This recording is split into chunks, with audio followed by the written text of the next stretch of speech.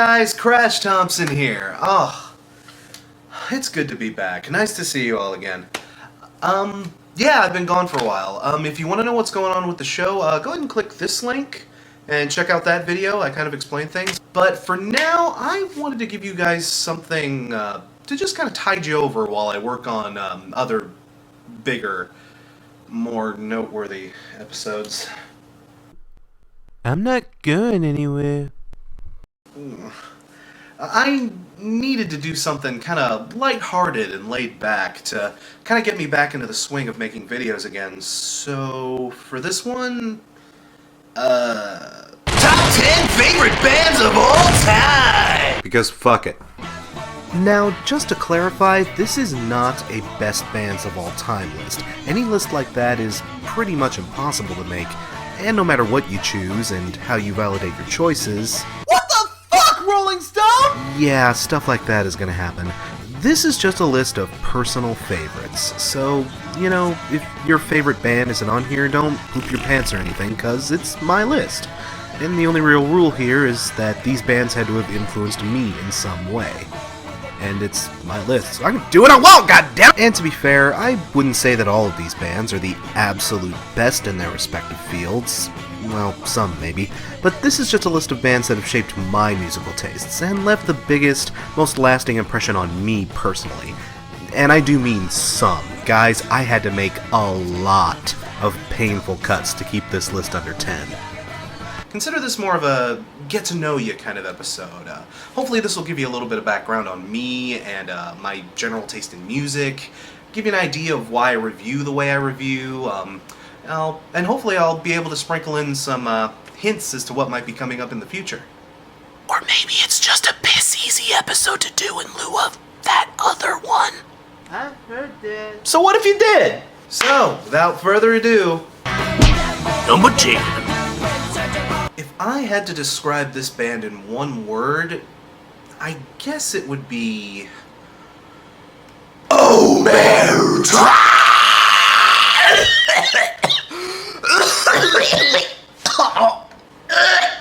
Metal as fuck. Lamb of God. I love this band.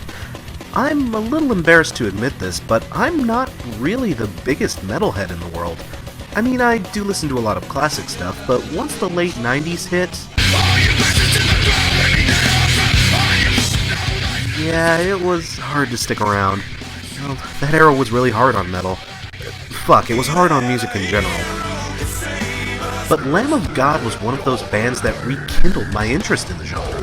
Initially, I discovered them via failing Laid to Rest on Guitar Hero 2 like a million times. What the fuck is this rhythm? I can't get it! But once I actually got to hear the song, I was really impressed. This is some of the grooviest metal out there, and I'm not talking disco stew. John Campbell once said that Lamb of God is a punk band that plays heavy metal, and judging by the way these guys play around with a hook, I totally believe it. The riffing and soloing isn't just technically impressive, it's melodically satisfying too. You'll hear a particular lick from a song and find yourself humming it in the elevator, at your desk, all throughout the day. It's just so catchy, you can't get it out of your head. Not to mention Randy Blythe's insane vocal range, mixing deep, chunky growls with piercing shrieks and doing it with near perfect balance. It's crazy what this guy can pull off. Unlike some people. Lamb of God, in my opinion, is one of the most well-balanced metal acts out there. Even if you aren't into them, there's something about their sound that I think most people can probably respect. L.O.G. They're big, they're heavy, they're... wood. Long, long, it's big, it's heavy, it's wood. It's long, long, it's better than that, it's good. Number 9. Actually, I've had a few people ask what these little things on my hat are. They're band buttons. Little pins. Here, I can show you. This one right here is the Ramones, of course. That right there is Duran Duran. Yes, Duran Duran. Don't look at me like that. Rio is flawless. And the third one here, well... seamlessly blending elements of riot girl punkish aggression with the intelligence and substance of northeastern indie rock, Sleater-Kinney's music is an absolute precision strike of frenzied intensity. Why is it that when people talk about the greatest power trios of all time, that this band never seems to come up? Corin Tucker, Janet Weiss, and Carrie Brownstein, yeah, that Carrie Brownstein, have produced more explosive music without a bassist than some 5-piece bands have created in their entire career. Help, help, I'm drowning in a river of weak sauce. I have to admit though, I'm a little late for this train. I first saw them on the Henry Rollins show, and they absolutely blew me away. I went straight to iTunes and immediately bought The Woods. I later picked up Call the Doctor and All Hands on the Bad One during an FYE going out of business sale. Weren't those the days? And oh god, I was hooked. Weiss's thundering, precise beats, Brownstein's fluid and unique guitar work, and Corin Tucker? That shriek. Oh, nobody can beat that patented Corin Tucker roar. This is, though, probably one of the most polarizing features of the band, too. Tucker's vocals can take a bit of getting used to, but whether you love them or hate them, her singing seizes your attention by the throat and demands you to listen. I can see how that might turn some people away, but whew, not me, guys. Not me. I can't think of too many other bands out there that can create such a daring and inventive sound while still remaining so primal and raw. They do slow things down on occasion, but even then their sound still retains a lot of that signature oomph and bravado. This band is super concentrated, no bullshit talent. No gimmicks, no bells or whistles, just 3 girls, 3 instruments, and a whole bucket of fuck yeah. I mean, these girls kick more ass than many all-guy bands I've seen over the years. So next time you see some dumb, misogynistic Neanderthal tool bag, say something along the lines of...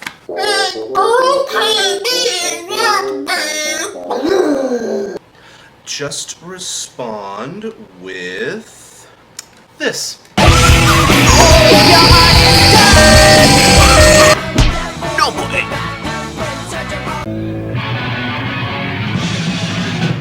Minor Threat. If you've been watching my show for any amount of time, you can probably tell that I love me some punk.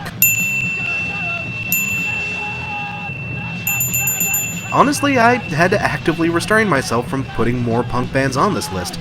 I'll probably do a strictly punk list some other time. But for this list, I wanted to include something classic and old school. 'Cause that's what I likes. It was a toss-up between these guys and the Ramones. Remember, guys, this is a personal list, not a best ever. As much as I adore Rocket to Russia, and believe me, I truly, honestly do, in my own life, I'd say Out of Step probably has more playthroughs than my good old iPod here. This isn't an iPod. It's an S3, actually. I am just full of lies.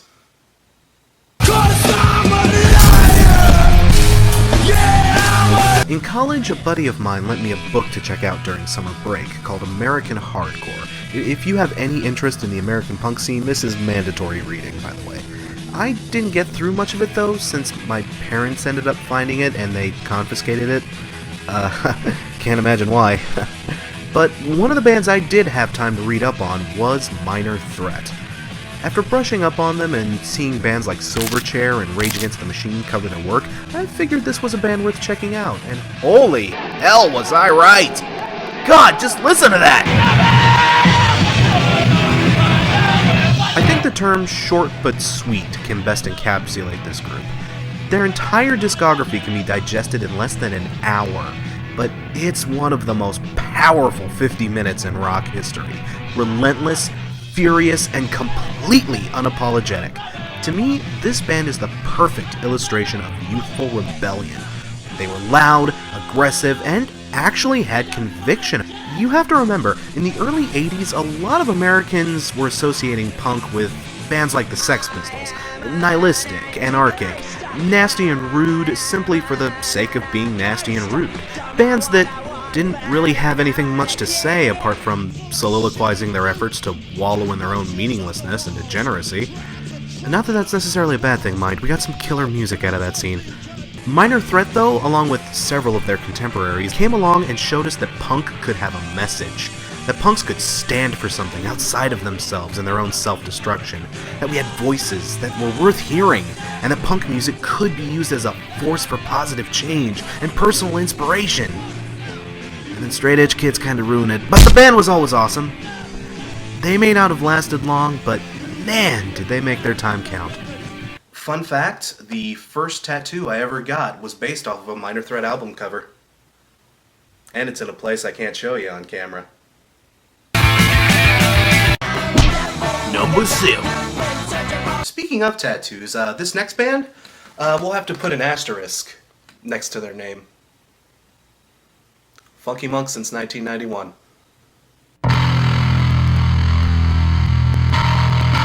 What can I say about this band that hasn't been said by everyone already? I mean, 8 VMAs, 7 Grammys, 0 Junos. Come on, Canada! A Hall of Fame induction in 2012, 6 platinum-selling albums over a 30-year career. I mean, who doesn't love the Red Hot Chili Peppers? Well, some people, I guess, but I'm not one of them. In fact, the third album I'd ever purchased with my own money was Blood Sugar Sex Magic on cassette when I was 6 years old. Probably a little too young for it, but whatever. Not to mention that this is one of those rare groups that has been consistently great throughout almost their entire career. I mean, sure, there are bands that have been around for 30 plus years, but how many of them have actually had as much great material as the Peppers have? Not that they themselves haven't made a few missteps here and there.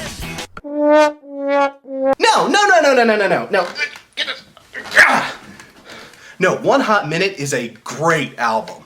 I'm not even kidding. I will defend that album to the death. I don't care what anybody says. It's good. You're goddamn right I said it. I don't have time to go at length about that, though. Maybe some other time. But what I can say is this. Whether it's the groovy party rock of Freaky Styley, the bombast power funk of Mother's Milk, or the maturing introspection of Californication, there's something in the Peppers catalog that almost any rock fan can appreciate.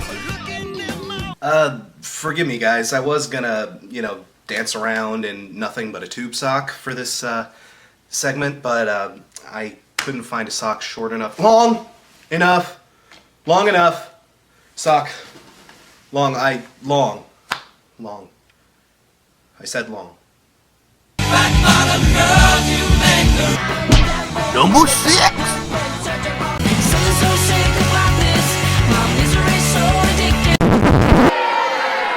They're not rock, asshole!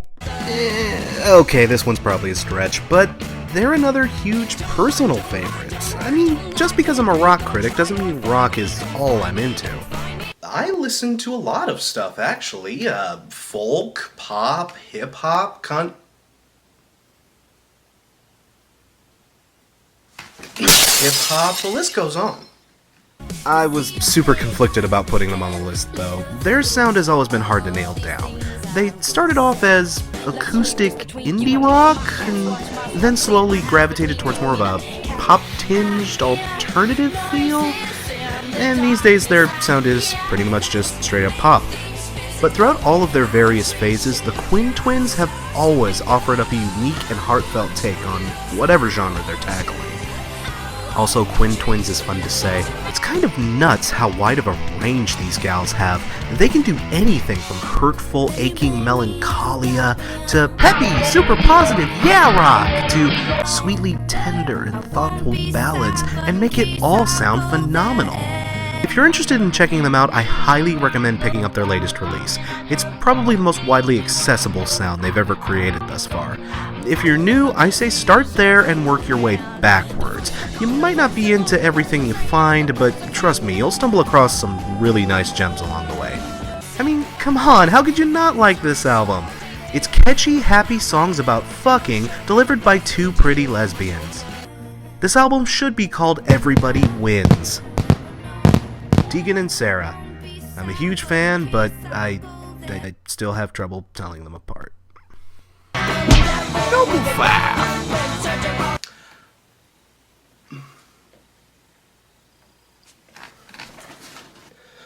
Yeah.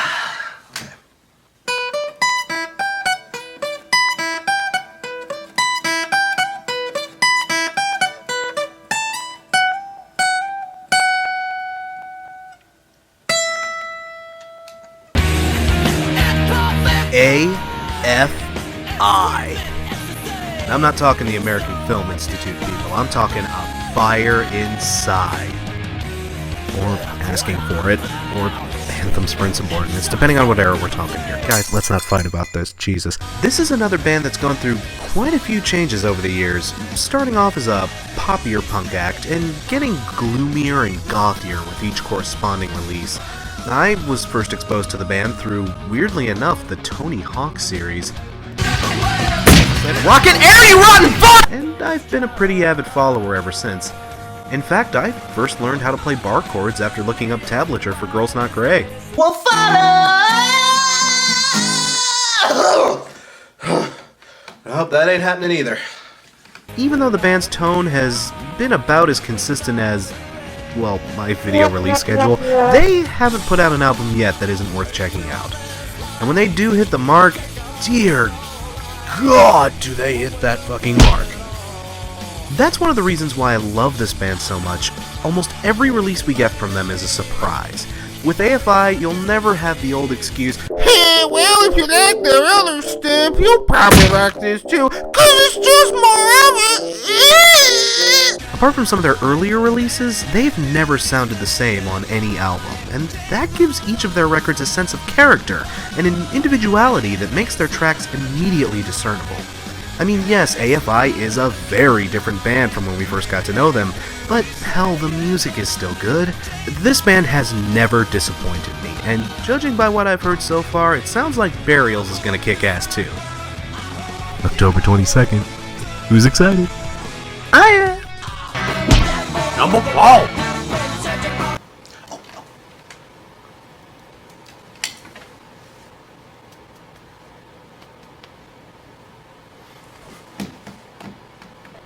So it's number 4.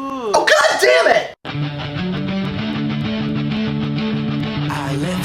Guys, do I really have to elaborate here? I mean, Killers, Number of the Beast, Piece of Mind, Power Slave, Somewhere in Time, Seventh Son of a Seventh Son, Fear of the Dark, Brave New World, Manner of Life and Death. Jesus! These guys, arguably, perfected speed in metal. I mean, before this, metal was Sabbath, Zeppelin, Deep Purple. Amazing bands in their own right, but none of them even came close to the intensity that Maiden and the other bands of the new wave of British heavy metal brought to the table. They took metal off of its leash and gave it bangs. I mean, I'll admit it hasn't all been great. Everybody loves Blaze Bayley. But again, the stuff that's good is literally some of the best the genre has to offer. I don't think you can call yourself a true metalhead until you've devoted some serious time to Maiden. Even if you despise metal, you have to appreciate the complexity of their songcrafting and the unrivaled skill that every member of this band exhibits. Steve Harris, insane bassist. One of my favorites, Dave Murray and Adrian Smith, unbelievable chemistry on the guitars. And Bruce Dickinson, I could have used a little more Cowbell. fuck, you guys know what I mean. In my book, metal bands just don't get much better than Maiden. I don't know, take that for whatever it's worth, I guess. But it's totally worth a lot, I'm just saying. Number 3. The number 3 spot on my list goes to one of the biggest, most sensational, most acclaimed, beloved, and superb bands in all of Canada.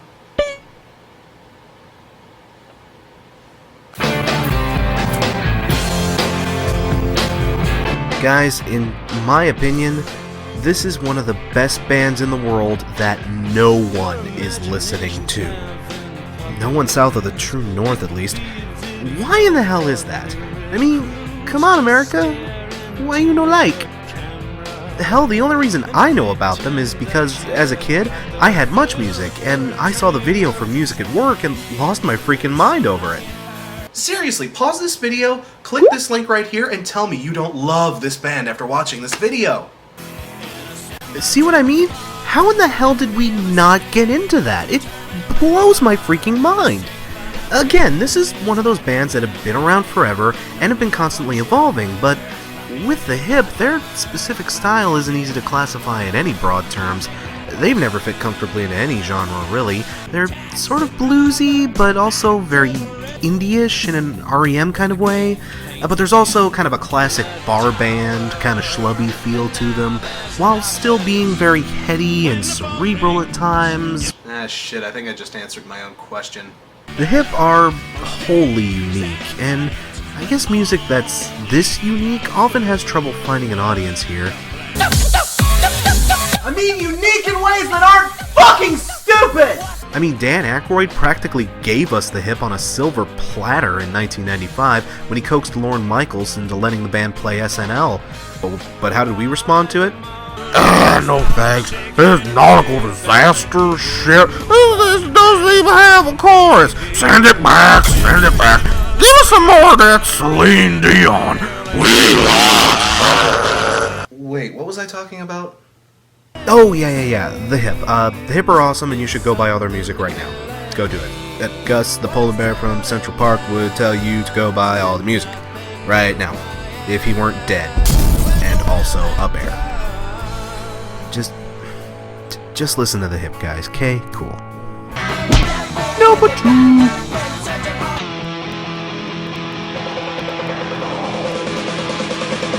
Is Bad Religion the best punk band ever? Probably not, though they are very talented. Are they the most innovative band? On punk standards, they get a pass, but not really in the grand scheme of things. Don't get me wrong, if you want to get into punk, Bad Religion is an excellent place to start. It was for me, at least. Hell, my first exposure to them was through Crazy Taxi. Woo! Yeah, motherfuck you, KFC! And hearing them on that game was what basically started my obsession with punk. They definitely earned their stripes. I don't want to sound like I'm underselling the band, but my personal admiration isn't really attributed to their technical prowess. For this, we have to get really personal. I promise I'll try to keep the autobiography short. I was a pretty religious kid for most of my life, and the church served as a huge factor of my existence. In fact, at one point in college, I seriously considered becoming a youth pastor. But as time went on, I started feeling more of a distance between me and my faith. As I matured and grew older, I saw things I didn't really care for in my religion. And the deeper I dug into my faith, the more I studied Christianity, the more I realized I didn't like it. Not that it was necessarily bad. Mind, I'm not trying to knock religion or anyone religious. It just really didn't feel like it was who I was. Roughly around my senior year of college, I ended up losing my faith completely. Coming from my particular background, though, meant that this was pretty much a personal catastrophe. I mean, all of my friends were Christians, my family were Christians, I was a Christian surrounded by Christians in a Christian world. And now all of a sudden, I'm not Christian. All of a sudden, I was different. I didn't fit in anymore. I was alone. Here I was, my faith completely dead.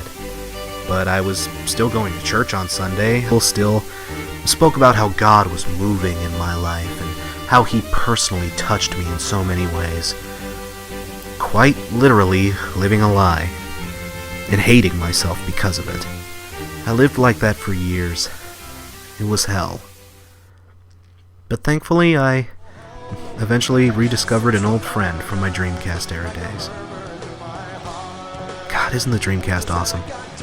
I never got to hear a lot of their stuff when I was young because, well, you try bringing an album with this logo into a God-fearing household.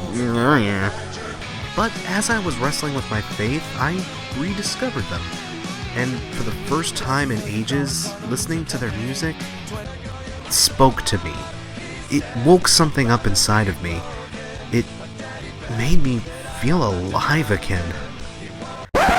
Now, I'm really not one of those guys who's big on the whole "music saved my life, bro" thing, but their music helped me establish my own identity. It helped me realize that I could be myself, and that was okay.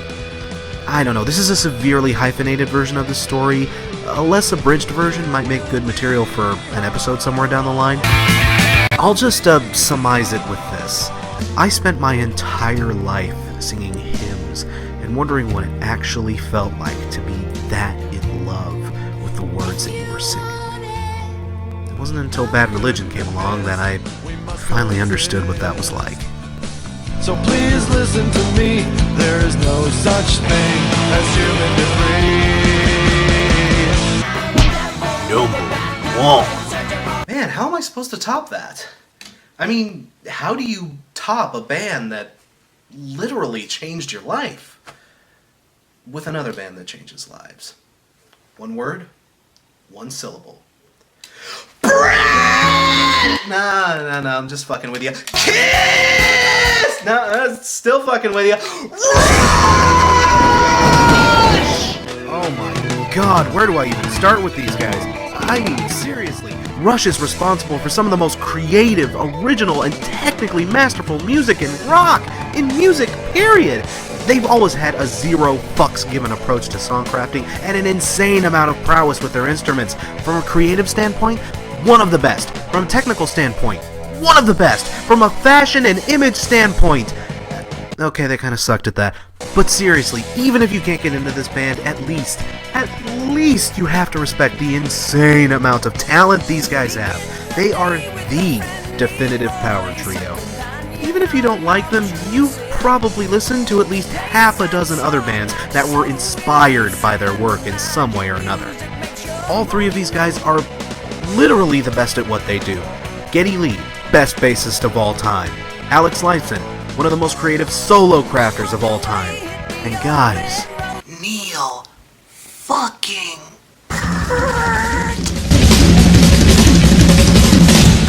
I could go on for hours and hours and hours about Rush's career, their specific eras, the impact their music has had on me, on society, on music in general, but just to keep me from going on a tirade, I'm going to recommend you check out a film called Rush Beyond the Lighted Stage.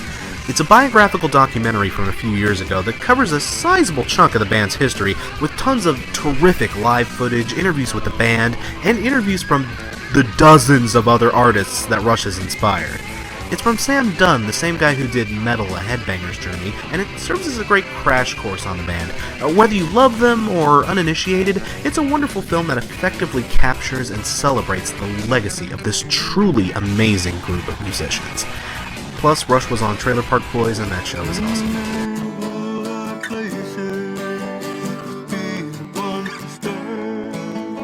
Well, that's that then, my personal top 10. Oh, feels good to stretch my legs and finally get a video out there. I mean, maybe this list was entirely pointless, but hell, sometimes you just gotta have fun with a video, you know? And God damn it, I had fun making this video. As opposed to other videos that are so not gonna be fun to make. But anyway, thanks again for watching, guys. Hopefully you'll be seeing much more from me in the near future. And I think I'll leave you guys with a cut from what is most definitely one of the most perfect, most flawless albums to have ever been released in mankind. Her name is Rio and she dances on the sand, just like that river twisting